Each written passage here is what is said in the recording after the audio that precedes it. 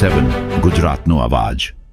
નમસ્કાર દર્શક મિત્રો, i7 ન્યૂઝ ગુજરાતીની સાથે હું છું આપની સાથે પાયલ બામભણિયા। તો જોઈએ આજના મહત્વના સમાચાર। ઝાલોદના ગરાડુ તળાવ ફળિયા ખાતે ભગવાન જગન્નાથની ભવ્ય યાત્રા યોજાઈ।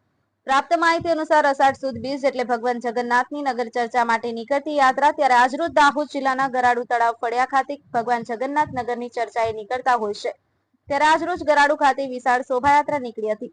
ગરાડુ તળાવ ગ્રામ પંચાયતના સરપંચ શ્રી પાર્વતીબેન મુનિયા તથા તેમના પરિવારના સભ્યો નિલેશકુમાર મુનિયા, કલ્પેશકુમાર મુનિયા તથા સમગ્ર પરિવાર આ શોભાયાત્રા કાર્યક્રમમાં જોડાયો હતો।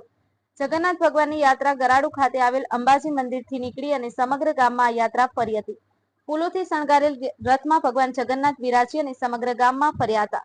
આ કાર્યક્રમના આયોજકો દ્વારા એવું જણાવવામાં આવ્યું હતું કે ભગવાન જગન્નાથ સમગ્ર જીવ સૃષ્ટિનું કલ્યાણ કરે અને જગત પર આવતા તમામ પ્રકારના દુઃખોમાંથી દૂર કરે તેવી આજની અષાઢી બીજના પાવન પર્વ પર ભગવાન જગન્નાથની પ્રાર્થના કરી હતી।